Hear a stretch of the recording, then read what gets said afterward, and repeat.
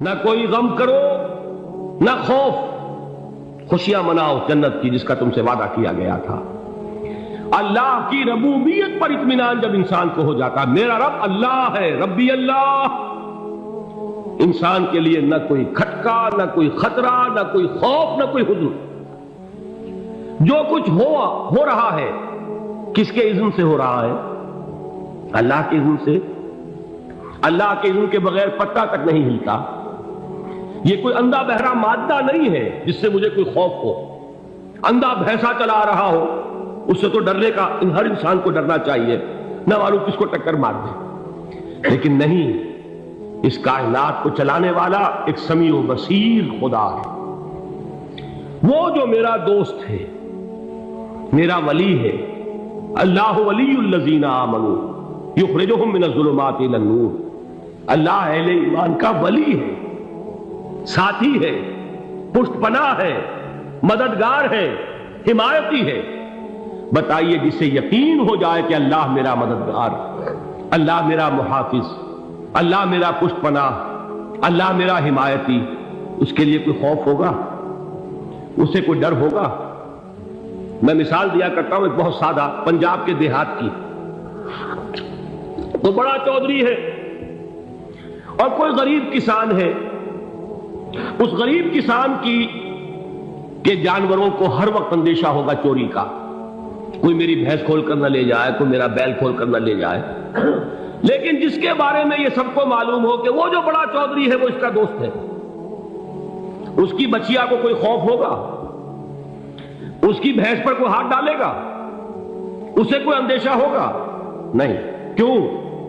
کہ وہ بڑا چودھری، بڑا اس کا یہاں کا سردار، جاگیردار، سب کو معلوم ہے وہ میرا دوست ہے، کوئی میرے خلاف اقدام نہیں کر سکتا۔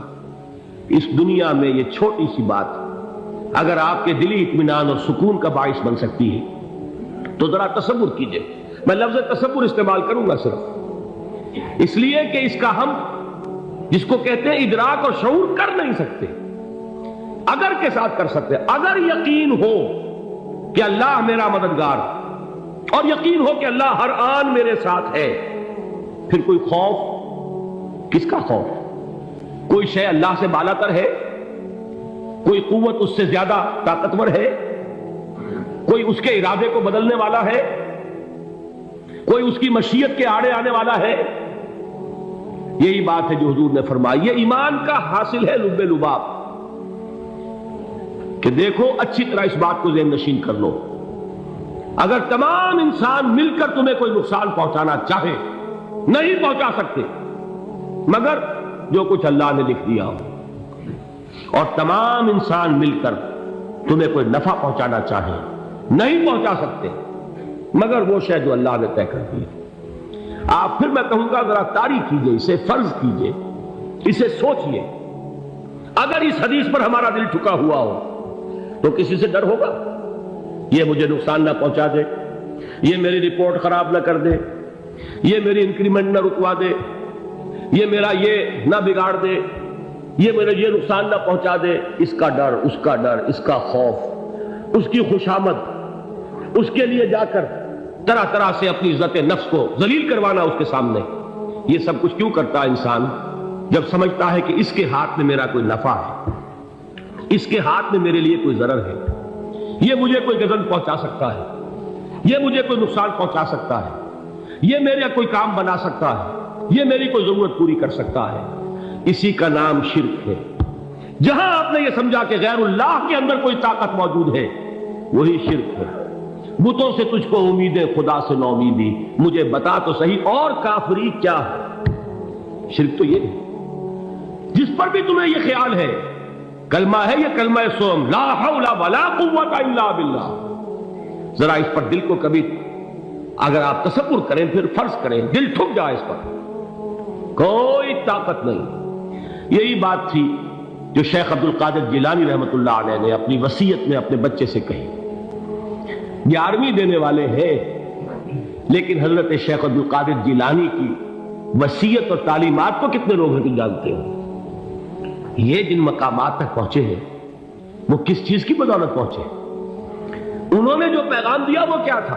اے میرے بچے، جس طریقے سے قرآن مجید میں حضرت لقمان کی نصیحتیں جو ہے نقل کر دی گئی ہیں. میں یہ عرض کروں گا بالفرض اگر قرآن حضرت عبد القادر جیلانی کے بعد نازل ہوا ہوتا تو شیخ عبد القادر کی یہ نصیحتیں بھی قرآن میں درج ہوتی. اتنی اونچی نصیحتیں ہیں. اے میرے بچے اس حقیقت کو ذہن نشین کر لے, لا فاعل فی الحقیقت ولا مؤثر الا اللہ. اس کائنات میں نہ کوئی فاعل حقیقی ہے نہ مؤثر حقیقی ہے سوائے اللہ. کسی شے میں کوئی تاثیر نہیں اگر اللہ نہ چاہے. آگ جلا نہیں سکتی اگر اللہ نہ چاہے. پانی ڈبو نہیں سکتا اگر اللہ نہ چاہے. زہر ہلاک نہیں کر سکتا اگر اللہ نہ چاہے. کوئی چیز فائدہ نہیں پہنچا سکتی اگر اللہ نہ چاہے. تو در در پہ کیوں سر جھکاتے ہو؟ در در پر کیوں جبیں سائی کرتے ہو؟ سب کے سامنے کیوں ہاتھ پھیلاتے ہو؟ ایک اللہ سے مانگو, ایک اللہ کے سامنے زمین پر اپنی جبین رکھو. لا فاعل فی الحقیقت ولا مؤثر الا اللہ. نظر آتا ہے ہمیں کہ پانی پیاس بجھا دیتا ہے. پیاس بجھانے کی صلاحیت پانی میں نہیں ہے, اللہ کے اذن سے. کھانا بھوک مٹا دیتا ہے. بھوک مٹانے کی صلاحیت کھانے میں نہیں ہے, اذن رب میں. دیکھیے یہی یقین تھا. حضرت موسیٰ علیہ السلام کا واقعہ یاد کیجئے. سامنے سمندر آ گیا ہے, قوم دیکھتی ہے پیچھے کہ گرد و غبار کا طوفان. معلوم ہوا کہ فرعون اپنے لشکر سمیت آ گیا. لشکر جب چلتا تھا تیز رفتاری کے ساتھ تو گرد و غبار کا جو طوفان اٹھتا تھا اس کا تصور کیجیے. اور لمحہ بلمحہ وہ قریب آ رہا ہے. پوری قوم نے کیا کہا؟ اے موسیٰ انا لمدرکون, اے موسیٰ ہم کو پکڑے گئے. قرآن مجید نے تو یہاں وہ باتیں نہیں لکھی ہیں, لیکن تورات میں یہ درج ہے کہ بنی اسرائیل جھگڑنے لگے, دست و گریبان ہو گئے موسیٰ کے ساتھ. موسیٰ نے یہاں مروایا لا کر, اس سے تو ہم ہی بہتر تھے. وہاں کھانے کو ملتا تھا, زندگی تو تھی, بیگار ہم کر رہے تھے, موت تو نہیں تھی. اب جو کچھ ہوگا اس کا تصور کرو, جس طریقے سے ہمارے ٹکڑے اڑائے جائیں گے. تو لڑ رہے ہیں حضرت موسیٰ علیہ السلام سے. یہ تورات کی تفصیل ہے. قرآن میں صرف اتنا آیا ہے, پریشان ہو کر انہوں نے کہا انا لمدرکون, موسیٰ ہم کو پکڑے گئے. اس وقت موسیٰ کا جواب کیا ہے؟ کلا ان معی ربی سیہدین. نہیں, میرے ساتھ میرا رب ہے, وہ راستہ دے گا. بتائیے کہاں راستہ نظر آ رہا ہے؟ یہ ہے ایمان بالغیب. راستہ نظر نہ آئے تب اللہ پر یقین ایمان ہے. جیب میں پیسے ہوں اور تب دل کو اطمینان ہے تو ایمان کس پر ہوا؟ پیسے پر, اللہ پر نہیں. جب وسائل و ذرائع نہ ہو اور پھر یقین ہو کہ اللہ مسبب الاسباب ہے, وہ اسباب کا پابند نہیں ہے, وہ اسباب کا محتاج نہیں ہے, اسباب اس کے محتاج ہے. اگر یہ یقین ہے تو اللہ پر ایمان ہے. یہ نہیں ہے تو تمہارا ایمان اسباب پر ہے, وسائل پر ہے, ذرائع پر ہے, مادیات پر ہے, اللہ پر نہیں. اس وقت کہاں راستہ تھا؟ کوئی راستہ تھا؟ سمندر ہے اور ادھر سے لشکر آ گیا ہے. کلا ان معی ربی سیہدین. اب دیکھیے ایمان کہہ دینا آسان ہے, ہوا معکم اینما کنتم, جہاں کہیں بھی تم ہوتے ہو اللہ تمہارے ساتھ ہوتا ہے. لیکن اس کا یقین قائم ہو جائے تو زمین و آسمان کا فرق واقع ہو جائے. یہی بات ہوئی حضور کے ساتھ. غار ہے, چھپے ہوئے ہیں محمد رسول اللہ اور آپ کے وہ یار غار ابو بکر صدیق رضی اللہ تعالی عنہ. اقبال نے حضرت ابو بکر کی شان میں چند اشعار کہیں صرف, لیکن واقعہ یہ ہے کہ بھاری بھاری نظموں پر اور قصیدوں پر بھاری ہے. طویل ترین نظمیں اور قصیدے ہوں ان پر بھاری ہے. ہمتیں ابو بکر کی ہمت جو ہے, کشت ملت را چو ابر, جیسے بارش سے کھیتی اپجتی ہے, ابو بکر کی ہمت اور عظیمت اس امت کو اسی طرح سینچنے والی ہے. ثانیے اسلام و غار و بدر و قبر, وہ دوسرے تھے اسلام میں, دوسرے. پہلے کون تھے؟ انا اول المومنین, حضور فرماتے سب سے پہلا ایمان لانے والا میں. دوسرے ابو بکر. ویسے ہمارے ہاں یہ چلتا ہے اختلاف, حضرت علی پہلے ہیں کہ حضرت ابو بکر پہلے ہیں. لیکن اس میں بڑی خوبصورت تطبیق قائم کی ہے علماء نے، اور بہت صحیح ہے۔ 4 کے بارے میں فیصلہ ہی مت کرو کہ کون پہلے، ان کی ایک عجیب تقسیم کر دی ہے۔ آزاد مردوں میں، بالغ مردوں میں سب سے پہلے ابو بکر، بچوں میں سب سے پہلے علی، خواتین میں سب سے پہلے خدیجہ، اور غلاموں میں سب سے پہلے زید بن حارثہ۔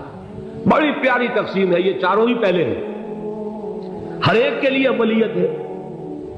اور واقعہ یہ ہے کہ اگر زمانی اعتبار سے تعین ہوگا تو پہلے خدیجۃ الکبریٰ آئیں گی رضی اللہ تعالی عنہ، کسی اور سے بات کرنے کی نوبت بعد میں آ سکتی ہے، پہلے تو اہلیہ محترمہ سے بات ہوئی، آتے ہی پہلی وحی ہوئی ہے، ابھی تبلیغ کا حکم نہیں تھا۔ کس کو بتایا واقعہ؟ ابھی اپنی نبوت کی تبلیغ کا تو حکم ہی نہیں آیا، واقعہ کس کا ہے؟ وہ خدیجہ کا ہے۔ جب کہا ہے کہ خشیت علی نفسی، مجھے اپنی جان کا اندیشہ ہے، تو کیا جواب دیا خدیجہ نے رضی اللہ تعالی عنہا؟ وہ صدیقۃ الکبریٰ ہے، صدیقات جو ہے خواتین، ان میں چوٹی پر خدیجۃ الکبریٰ ہے رضی اللہ تعالی عنہا، اور صدیق جو مرد ہیں ان میں صدیق اکبر ہے ابو بکر صدیق رضی اللہ تعالی عنہ، لیکن صدیقات میں چوٹی پر۔ جب حضور نے فرمایا خشیت علی نفسی، کیا فرمایا، کیا عرض کیا، کیسے تسلی دی؟ نہیں، اللہ آپ کو ضائع نہیں کرے گا، آپ غریبوں کے ہمدرد ہیں، آپ مساکین کے تکالیف رفع کرنے والے ہیں، آپ بیواؤں کی سرپرستی کرتے ہیں، آپ مسافروں کی خدمت کرتے ہیں، اللہ آپ کو ضائع نہیں کرے گا۔ یہ یقین ہے اس خاتون کے اندر۔ خیر وہ ایک علیحدہ بات ہو جائے گی۔ میرے دل پر حضرت خدیجہ رضی اللہ تعالیٰ عنہ کی شخصیت کا بڑا گہرا نقش ہے، جو وہ کوئی اور ہی وقت اور موقع ہوا تو بیان ہوگا۔ بہرحال اقبال نے ایک مصرے میں جو 4 اول پناہ اللہ، میرا دوست اللہ۔